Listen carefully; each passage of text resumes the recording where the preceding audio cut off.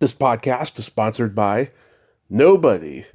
Hey dudes, welcome to Splat from the Past, the only 80s themed horror sci-fi show where things can get totally radical. Now today I will be welcoming the beautiful, the talented New York actress Anne DeSalvo. Anne has been in so many great movies going back to the late 70s. She was in Starting Over, Woody Allen's Stardust Memories. She was the prostitute in Arthur.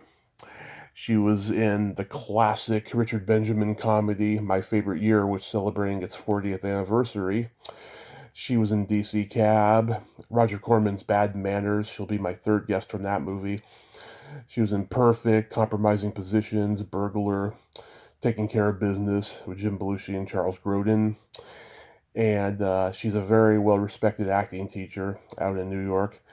And it's going to be an honor to talk to her today. She's just had this amazing career of films, and it's going to be a great talk.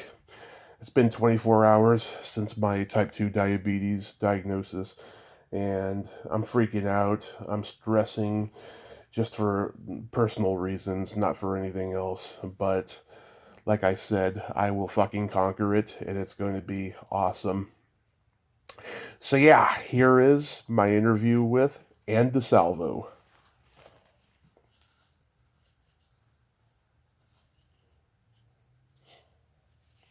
Hey Anne, welcome to the show. How are you today? I'm well, Tommy. How are you? I am just spectacular. Thank you so much for taking the time today. This is wonderful. My pleasure. So, going back in time, did you gravitate toward acting early on in your childhood? No, not really. Well, that's not true. Actually, when I was in fifth grade, I was in the Christmas Carol, Mm-hmm. and didn't have a large role. I just kind of was decorating a Christmas tree in the back and doing such an improvisation that my mother said, "Who are you talking to?" I Yeah. was really into it, and then when I got to high school, I played Gertie Cummins in Oklahoma and got a standing ovation when I came out. So, and it was it was not Ada Annie. And I just got very encouraged. And then I wrote a play in high school and put myself in the lead. And again, it was just something that I so enjoyed. And then when I got to college, I was into fine arts. I was a painter, and I did a lot of drawing and painting as a child. And I went in that direction. But after I finished my fine arts degree, I went to Boston for 2 years with the intention of really exploring theater. Mm-hmm. And I was teaching fine arts there. So anyway, and that's where I did a lot of plays at Harvard and the Boston Repertory Company. And I said, this is really what I want to do. And then I moved to New York. Wow. So your parents were very supportive of you in going into acting. Oh, no, not at all. Oh. Not at all. I mean, I had a great teaching job in Newton, Massachusetts, which is the Mm-hmm. second best school system in the country. And my parents were like, "What the hell are you doing going to New York? You don't know anybody." And I went there completely not knowing a soul. And I went to school, and I loved school. And a year and a half later, I was on Broadway. So it worked for me. It just felt like this was something I was destined for, and I felt it in my bones, and I felt like I could do it, and I did it. So I was very blessed, and I got some nice breaks early on in my career, and from that, I got, in New York, you kind of get on these lists, Mm-hmm. and there were some very high power casting directors in New York who were really my champions. Mm-hmm. And they just put me in so many things. I can't tell you, a lot of really great films, that came into New York. And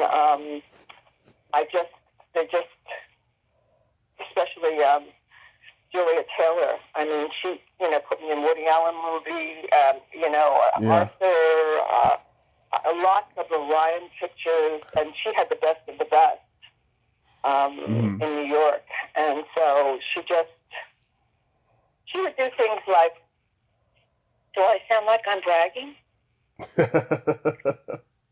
No, not at all. Like I remember John Schlesinger was coming into town, and he was going to cast a film about Iowa farmers or something. Mm-hmm. And she wanted me to meet him, and I read the script, and because I said, could I read the script? And there was absolutely nothing in it for me, and I am not considered an Iowa farm girl. Mm-hmm. And she said, I just want him to meet you, and I said, okay, Mm-hmm. So I thought rather than trying to make myself into a farm girl and wearing a checkered shirt and pigtails and I just went in as me, and at that time I was doing a lot of costume dressing. And I went in with a 1950s jeweled sweater and 19th century boots and a long skirt and crazy earrings. And I just, and we laughed for an hour. We just laughed, and he was so wonderful. Mm-hmm. And he said, I'm going to find something for you. And I said, he said, there's nothing in the script, but I'm going to find something for you. And I said, okay, and I never heard from him again, but Yeah. It was just a wonderful, wonderful experience. And again, I was so lucky. And it's only now in my latter years that I realized just how lucky I was. Oh, yeah, because when you're young, you're just, in the moment, slam, slam, slam. You're just trying to get through the day, You don't realize. Yeah. And you think it's always going to be that way. Yeah. And then it changes. It does change when you get older. And, there were so many offers that came my way for television series where I didn't even have to audition for them, or they'd fly me out. Mm-hmm. And I told them I don't want to fly out with there was always a stipulation that if they flew you out and they wanted you, then you had to do it. And I had people like Jim Brooks and Gary Goldberg, saying, you don't have to worry about that. I'll square it with the network. Right. If you come out and we want you and you don't want to do it, you don't have to do it. And, just all these wonderful things that now in hindsight, I so appreciate. And again, I feel so grateful for, especially in the light of getting older in this business, Yeah. I was talking to a few people yesterday about ageism in this business, and how it's still going, Absolutely.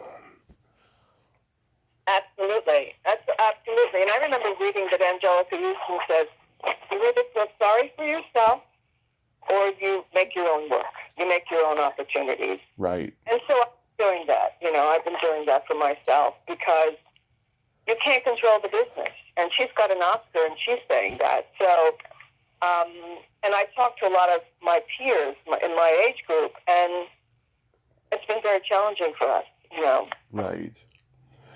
The first Broadway play you did was Gemini. Didn't you win an award for that?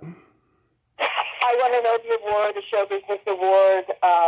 They missed the Tony deadline, unfortunately, and that was so upsetting to me because I was told by the producers that I really had a shot for that, but that didn't happen. And but it really launched me in New York. That's where so many people saw that play, and it's one of the longest running straight plays on Broadway, 5 years.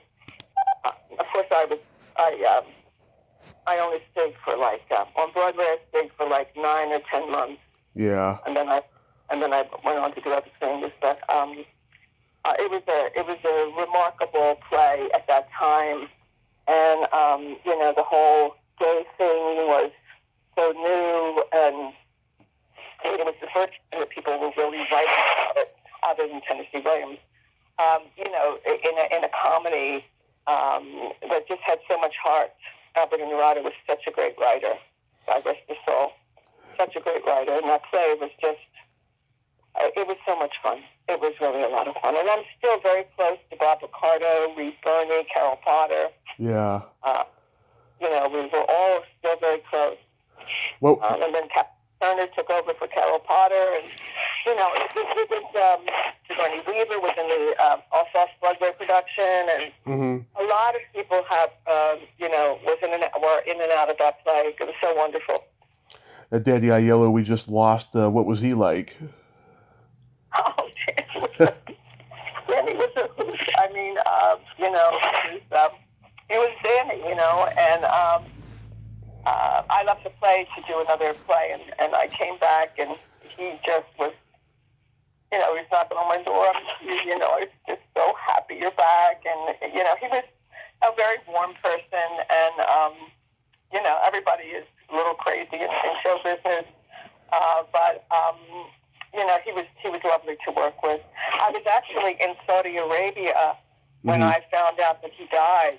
Oh. And one of the things I do, I do some teaching, and I teach at USC Film School, and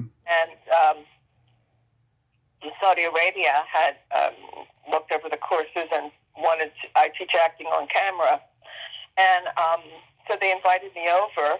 And I was in my hotel room, and I saw it on CNN or one of those shows, and I was really devastated, just really sad and devastated. And, we also worked in several movies together, TV movies, and so I knew Danny for a very long time, and I loved working with him. According to IMDb, the first theatrical movie you did was Starting Over. What do you remember about that? Oh, that was with Alan Bacula directing. Right. And Jim Brooks. I had met Jim Brooks, and he cast me in that. I never met Alan Bacula. And it was not a large role, but it was starting the relationship with Jim Brooks. And then I did Taxi with him, and Cheers with him. I think he did Cheers. And then I did something else with him. I did Tracy Ullman with him, and a bunch of stuff. And then I auditioned for a pilot that I never did, that he cast me in. And he was always a gentleman and so talented. Talented. Oh, yeah. A master. Is that where you got your SAG card? I got my SAG card. How did I get my SAG card? I don't know if it was Starting Over or what. I think I was on the board of directors of Screen Actors Guild. I'm supposed to know this. How you get you can get your SAG card one of two ways. You can get it either through having two backgrounds, doing the background twice. Now it's up to many more than that. I think I might have gotten it for Starting Over. I think that's what I might have gotten. I can't remember. But, so you play Woody Allen's sister in Stardust Memories, which is one of my favorite movies that he made. What was he like to work with? Because I heard he doesn't like to communicate with actors very much. Well, that's what I heard too. Yeah. And I was working with a French actress in that movie. She really went on and on about how she didn't care to work with him, but that she said he never says anything, he never compliments me, and I just assume a part. Of course I love compliments too, but I just so knew what I wanted to do with that role, and he really, he liked what I was doing, and he said, we got it. And I said, well, can we do one more? And he said, and they were starting to break down the lights, and he said, well, what do you want to do? And I said, I just want to try something a little bit more nuanced. Can I? And he said, absolutely. And he said, okay, guys, we're going one more time. He was very kind to me, and then he asked me to do another movie with him, and I was out here in L.A., and so I was doing something else, and so I lost that. But we used to write to each other for years. Yeah. I have a lot of letters from him. And then, the whole scandal happened, and I'm not sure what to think about all that, Yeah, same here. I mean, he would write me back, almost within a week. On beautiful stationery, and we would just communicate, and, I really enjoyed working with him. I had a very, very good experience with Woody Allen. And we shot from September to September. Wow. Stardust Memories. He changed the ending 3 different times. Oh. Yeah. I like those big glasses that they had you wear in that movie. Funny story. He came to me and he said, we really don't look like each other. He said, I think it'd be funny and I think it'd be great if you would wear glasses. Mm-hmm. I said, okay. We had these 3 pairs of glasses, and of course, he said, you can wear whichever you want. He said, my favorite are these. And of course, they were the big, super ugly ones. And I said, okay, I'll wear them. And the first day of shooting, I walked up to him. Mm-hmm. He's going into his dressing room, and it was in a studio in Brooklyn. And I grabbed his hand and I said, listen, you got to let me love you in this. You hear me? Mm-hmm. You got to let me love you in this. And he just looked at me and said, okay, okay, all right. So Mm-hmm. in the scene, in one of the scenes, I grabbed his hand and I said, I really missed you. You don't come around enough. And I thought he was going to say, oh, don't say that. But he let it go. He let it go because I wanted to really develop a brother-sister relationship with him. And I heard he's very close to his sister.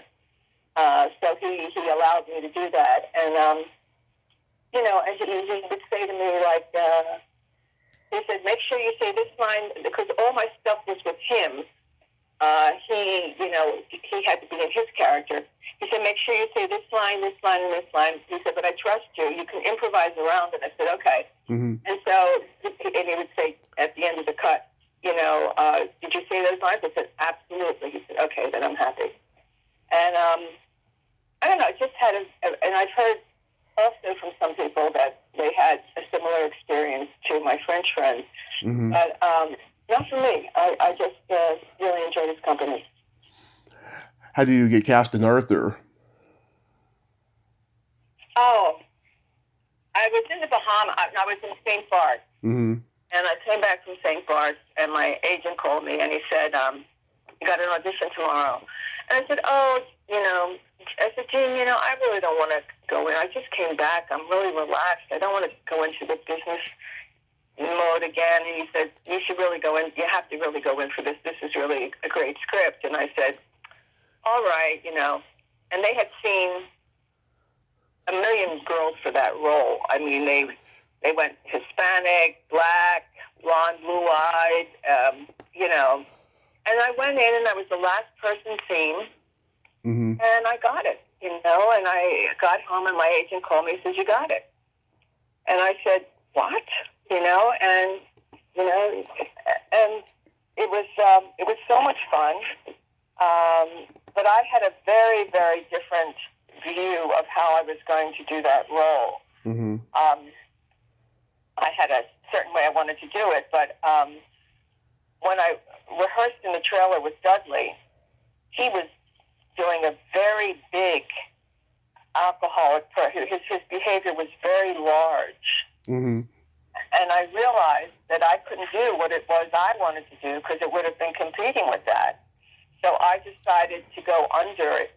And like he was playing the drums, I couldn't play the drums. I had to play so I played the bass. Yeah.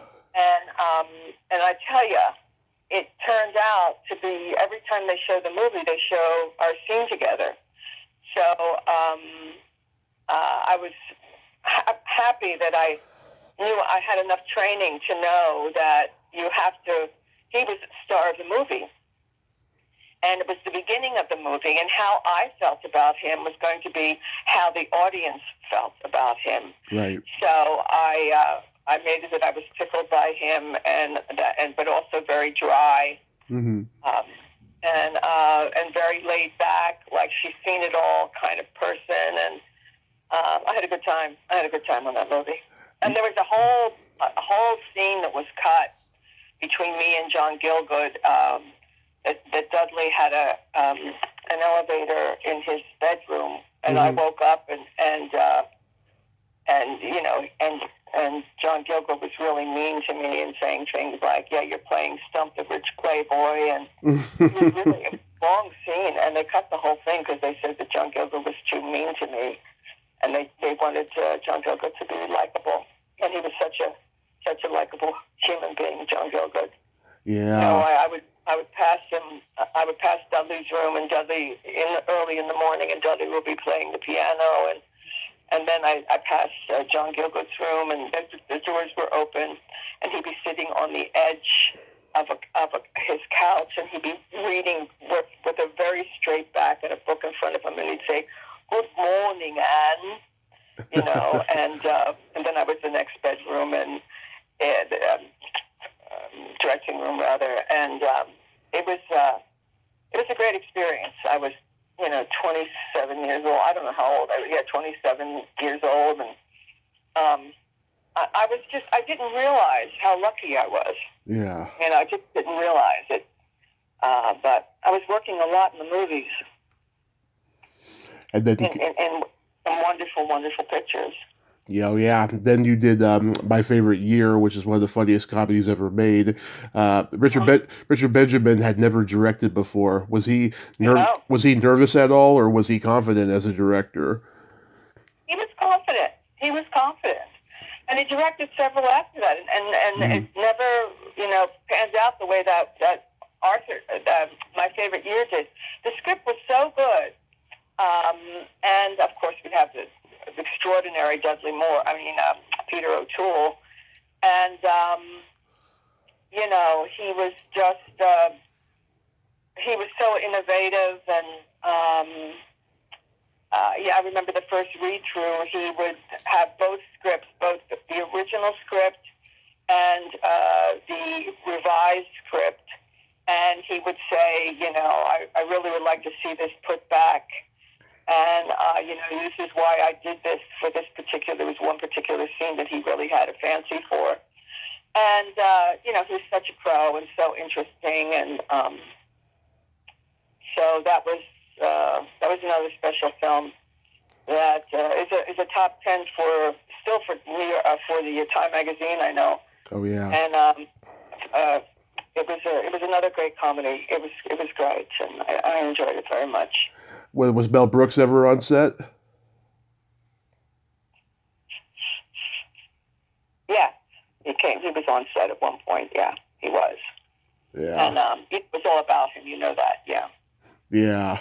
Mark Lindbaker and Peter O'Toole had a wonderful, unlikely friendship on screen. And I actually read that Albert Finney was originally cast, but I guess Annie ran too long or something like that, and that's why Peter O'Toole got cast. But I can't imagine anybody than Peter O'Toole in that role. No, me neither. I mean, what did you find? What did you hear about the other actor? What happened? He was doing Annie. Playing Daddy Warbucks, and I guess production ran long on that, so he couldn't play Swan in My Favorite Year.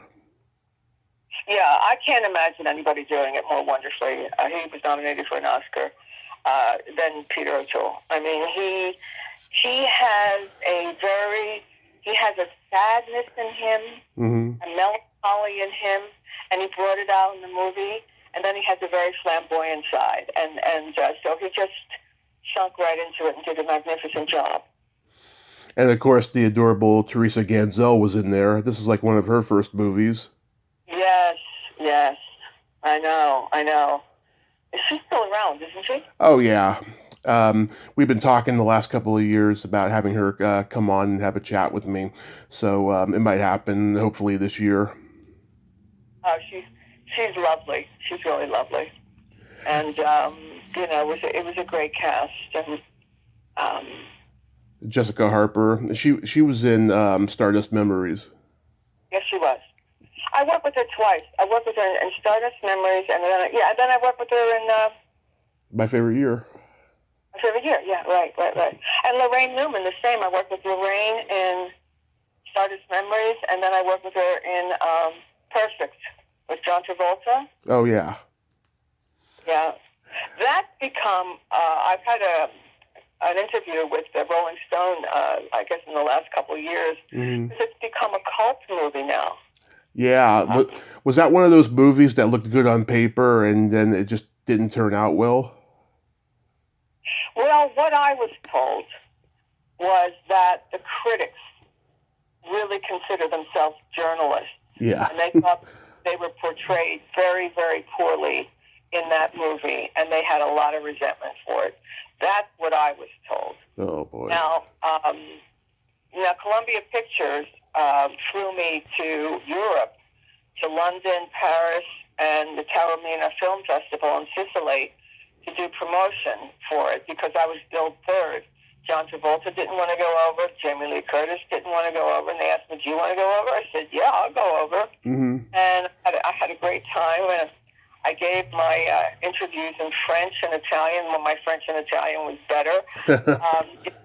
Now it's like, forget. I'm actually going to Italy in June to study Italian because I had forgotten so much of it. So I'm going to go study over there for a month. Nice. But at the time, I was able to give I don't know how, I probably had the worst, I don't know, I had to go over my tenses and everything, and but now I'm going to go over there to Italy and really get down on it again with my grammar, and but yeah, it was a very exciting thing, and the Taormina Film Festival was fabulous, and they asked me, they were interviewing me in this gigantic Coliseum, not the real Coliseum, but this is in Taormina. It was inhabited by the Greeks at one time, and they built this beautiful old Coliseum, and they interviewed me in Italian with the chock full of people, and I was a nervous wreck because it was a very famous movie star. I forget her name. Italian. She was a beauty, and she was asking me all these questions in rocket fast Italian. I don't know what the hell she was saying. When you were on Taxi, did you see any of the shenanigans of Andy Kaufman? No, my Taxi episodes he wasn't on. Oh, okay. Where was he? That was probably. No, I don't think he was. That was probably during his wrestling scandal time, so he probably wouldn't have been on there. No, I don't remember that. I don't remember that. But I had a good time on Taxi too. Again, that was Jim Brooks, and I played Tony Danza's girlfriend. And then Tony and I were supposed to get married. The next season they were going to marry us, and I was going to become. I was a recurring role on Taxi, but I was going to become more like a major character on it, and then it got canceled. So, but Tony and I remained friends over the years. I got a call one morning from Tony, and it was Annie. It was a Thursday, and shoot day. It was on one of his show, Hudson Street. And he said, he wanted me to play a role. They had already fired 2 actresses. And I thought to myself, I'm not going anywhere near that. Because when they fired 2 actresses, and I'm coming in on camera day, which means I come in on camera day and I rehearse with camera, and the next day I shoot it. I don't have the whole week to develop it. I said, no. And Tony said, Annie, please, And I said, okay. And he sent me a bouquet of flowers that was like almost to the ceiling. This gigantic bouquet of flowers. He said, you saved me, and it worked really well. We had a lot of fun, and we got a lot of laughs, and so so we kind of bonded over that too. And he's a delightful person, Tony. I really like Tony a lot. Oh, that's sweet. Another film you did that's considered a disaster is DC Cab. It's funny, Bill Maher and I laughed because Bill Maher and I were inseparable in that. It was Joel Schumacher. What would you say? Joel Schumacher. Joel Schumacher's second film. The first was Car Wash. Brooke Adams did it, and she was a friend of mine. Yeah. And she said, you'll have fun, And I got there, and it was like, oh, my God, oh my God, it was like, what did I get myself into? And Bill Maher, Bill and Maher and I were like inseparable. We used to talk all the time and laugh all the time, and just he was so funny, and he would say things to me like, "Oh, shut up, just do it. It'll be over in a few weeks, and just chill." and then he became, I'm so proud of him. My God, I watch his show religiously. I think he's so smart and so daring and not afraid to take a risk anywhere. And I just really admire him. And I admire his, how astute he is about politics. Yeah. Yeah, it's quite bizarre how Mr. T got cast in the movie, but then again, he was huge by that time with Rocky III and the A-Team and all of that. Right, Paul Rodriguez was in it. Marsha Warfield. Marsha Warfield was in it. Griffith. The Barbarian Twins. The Barbarian Twins. Jill Sholin, who's a friend of mine. Who's that? I can't think of her head. She's a black woman, very talented. Gloria Gifford. Gloria Gifford. I mean, it had a lot of Gary Busey. I mean, I did it because, Gary Busey, I was such a fan of Gary Busey, and I said, well, if Gary Busey's doing this, I can do it, Yeah. And, but it was a lot of fun, and I tell you, the most fun was when we shot the exteriors in Washington, D.C., and somehow all of a lot of foreign ambassadors' children somehow got to come to the set, and we started hanging around with them, and they all had bodyguards, and they were all from extremely wealthy families, and because they were ambassadors' children, and some of them were from Italy, some of them were from all countries of the world, and just hanging out with them in Washington and they would have parties and big dinners, and that was a real perk. I had no idea that was going to go on, and you never know when you do movies. You never know what you're going to find. And when I was living in New York, I would always stay at the Chateau Marmont, and then I remember Duran Duran was there, and I mean all these rock and rollers, and and all these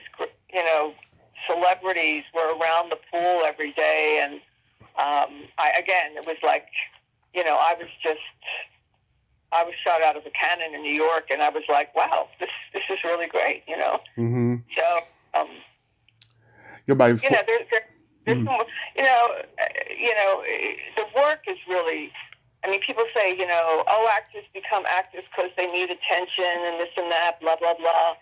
And I find that for me, the thrill of even off Broadway, which is where I started, is the ability and the opportunity to get inside another person's skin and to really inhabit them and all their flaws and insecurities and wounds, and to live in that. I mean, that to me is very, very exciting because it's really embracing a whole new psyche every time you take on a role.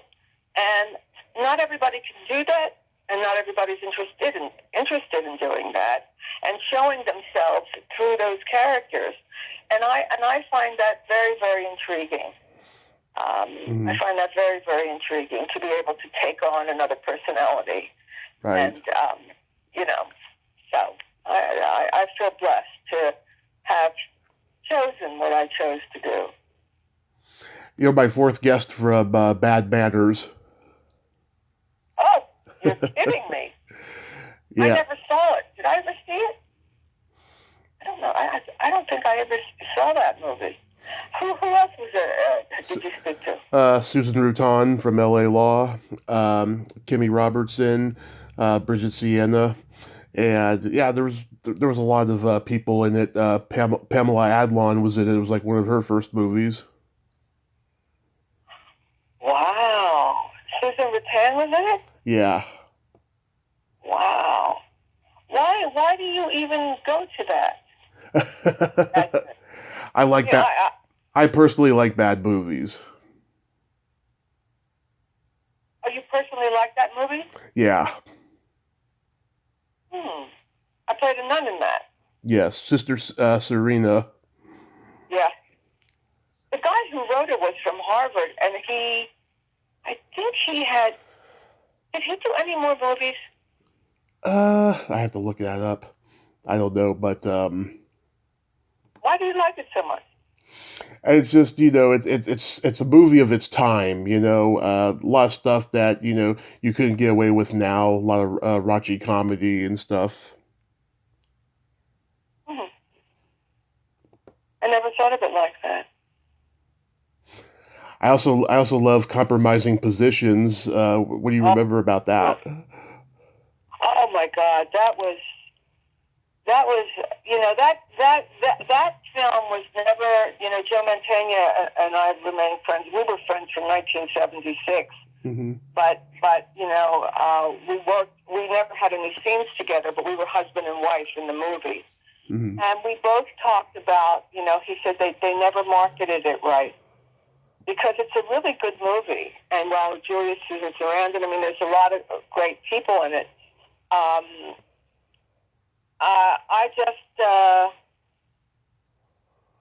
The director of that, Frank Perry, I just got along. We had a really good relationship, and actually, he invited me into the actor's studio from doing that movie with him, so I didn't have to go through all that auditioning stuff. Hmm. He just said, "I'd like you to be a member," and I said, "Okay, thank you so much." Because I had worked with Lee Strasberg. I played Lee Strasberg's daughter in a film Hmm. from 1978 called The Last Tenant. It was Danny and me and Julia Bavasso and Yeah. Tony LoBianco, and Wow. so Lee had invited me to observe, but because we had a good time working together, but it was what's his name, Frank Perry, who actually invited me in, Mm. and I just I enjoyed that role. I enjoyed being a very sophisticated, wealthy woman who turns into a killer. Yeah. The rage that she had, and that was fun. That was the first. And that wasn't the first time I shot a gun. Yeah. The first time I shot a gun was I played in the Patty Hearst story. It was called The Ordeal with Patty Hearst, Hmm. and I played an SLA member, and we had to shoot guns in smoke, like with smoke all around us. It was very dangerous. They didn't take really good care of what was going on there. We were shooting blanks, but there was fire and smoke all around us. It was really pretty scary to shoot that. Flames were coming up and smoke. Hmm. And we had real guns, and now I'm sure that would never ever go on with what happened with Alec Baldwin, rather. Hmm. But I remember being a little on the chaotic side, and very very scary to do that stuff. It has this little, David Lynch style, small town, murder mystery feel to it. That's what I like about the movie. What movie are you talking about now? About compromising positions. What did you say it has? I'm curious. A David Lynch, small town murder mystery feel to it, but only in Frank Perry's style. Mm-hmm. Did you ever see a movie called oh God, it's escaping me now. The guy from who did Dreamgirls directed it. It was with Brian Brown and Terry Hatcher and myself. Oh God, it's escaping me now. Oh, you mean you're talking about Bill Condon, right? He directed it. He directed it, Bill Condon. Good, talented man. There's a picture of Brian Brown and me downstairs. Hold on. Mm-hmm. It'll have it there.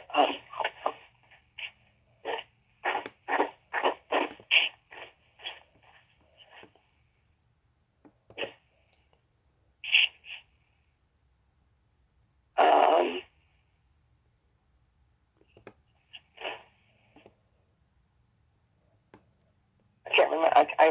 It's not there. I can't remember, but it was a really it was a really interesting. He directed it in such an interesting way, Mm-hmm. and I think is spectacular the way it's directed. I saw it recently on television. I think he's really, really talented. I haven't seen anything that he's done recently, but I think he's an amazing director. Yeah. I thought that you and John Goodman had good chemistry in Burglar. I thought you two were really funny together. Oh yeah. Well, we were on second unit. I don't know if you know what second unit is. Maybe your callers don't know, but that's when you're away from the major set, because we had a lot of car chases, Mm-hmm. and we spent so much time together in a car. I mean, weeks. And on second unit, sometimes the car was pulled, for close-ups. Sometimes they had a stunt person driving. Sometimes I was driving. And, oh, my God, we got, just looking at each other all day. We used to laugh about it, Yeah. We would try and crack each other up, because sometimes it's a lot of sitting in a car, and it goes so fast in the movie, but, all that stuff has to be shot. And then we had a lot of fun, together. And actually, I'll tell you a story about that. Okay. I went in for the role, and it was a guy. I think this guy was friendly with. Was it? Hugh Wilson. Oh yes, Hugh Wilson. Mm-hmm. And he had a lot of comedy movies. And I walked in, and he said, well, John, John is the, will be the major, the detective, and you'll be his partner. And I said, well, I love John. This is even before Roseanne or anything. I said, well, wouldn't it be funnier if Mm-hmm. I was bossing him around rather than he bossing me around? Yeah. And, John wasn't cast. He was he had been seen. And I said, because here I am, 5'5", wearing flat shoes, and John Goodman is this gigantic guy. And wouldn't it be funny if I'm giving him orders and pushing him around? He goes, you know what? That is funnier. And he did that. He gave me the person who pushes around the other person, and it was John Goodman. I never told John that. Of course, John is such a huge star now. He's huge. So, but it was just a funny thing. If I ever see him again, I'll tell him that. Yeah. And how about working with Charles Grodin on Taking Care of Business? Oh, yeah, he was great. And, that was, J.J. Abrams wrote the script, and he came up to me after the shoot and said, I just want to tell you, he was very, very complimentary and everything. And you never know where people are going to go in this business. And I said, thank you for writing such a great script. And J.J. Abrams, you never know, and he was very, very sweet and kind and generous. And, he was on 60 Minutes. I mean, he's become huge. Yeah. Huge. Yeah, mostly in the sci-fi and action world and all of that. Who knew that his first movie would be a comedy? Yeah, exactly. And Charles Grodin was, he's so dry. I was such a huge fan of Charles Grodin, huge. Yeah. And then I had a couple of scenes with Jim Belushi, but who I knew through friends, for years. Mm-hmm. And, one night I was staying at Penny Marshall's house, Mm-hmm. because coming in from New York, and Jim was also in the house, and I said to him, "Hey Jim, a lot of coyotes come around the pool at night," because I was downstairs, he was upstairs, and he said, "Well, if they come again, I said, it really scares me." He says, "Well, let me know, Mm-hmm. So I wasn't to bed yet. I wasn't sleeping yet, and he wasn't. I said, Jim, the coyotes are around the pool." And he comes downstairs. He opens the sliding doors, and there must have been 20 coyotes around the pool. And he grabs an umbrella. He goes, "Get the hell out of here! Get the hell out of here!" With his umbrella.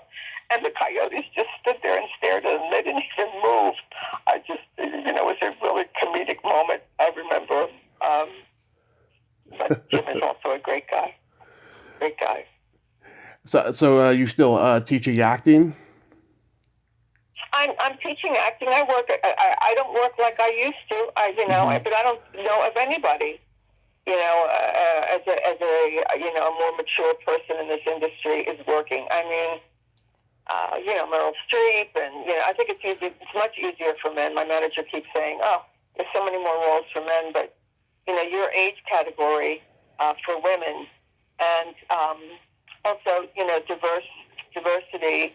And I think they have, diverse people have been ignored for so long. They deserve the attention they're getting. They deserve the play that they're getting. But for me, I'm not diverse in any way, shape, or form. I'm Italian American, but I'm white. Yeah. And so a lot of those casting choices are going in the world of the diverse. And so, I'm writing. I've written a couple films. One was at the Beverly Connection here in Los Angeles, and one was for Lifetime Television. And, and I also wrote a short, and all of them have played at festivals. And I wrote a TED Talk, which was accepted and then rejected. And I'm writing a series right now for myself. And, so I'm doing those things. I'm teaching.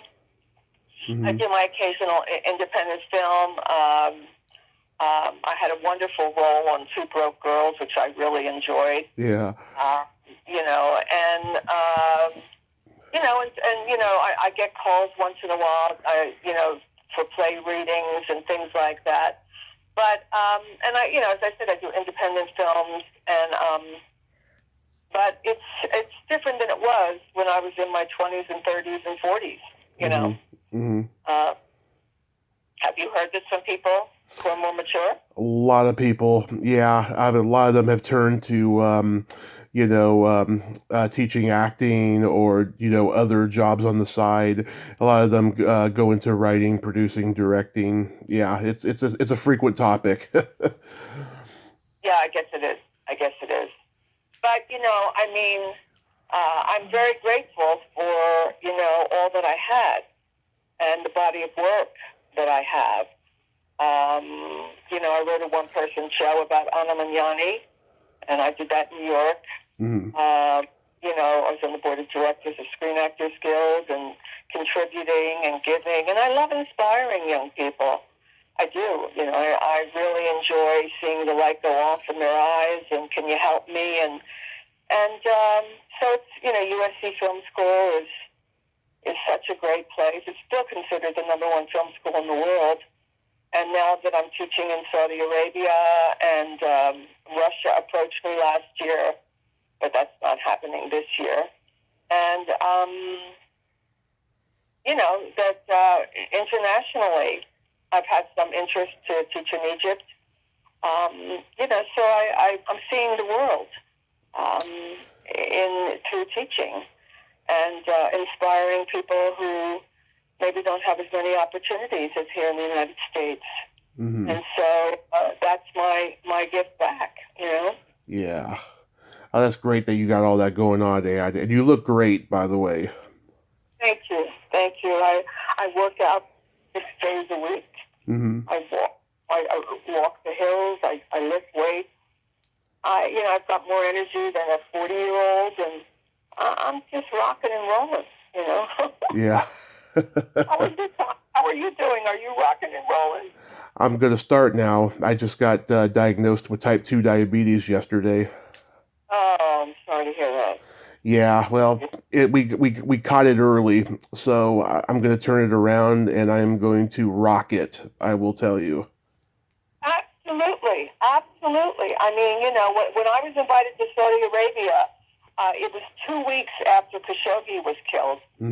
And my friends were saying, "What are you out of your friggin' mind? Going to Saudi Arabia by yourself, a woman?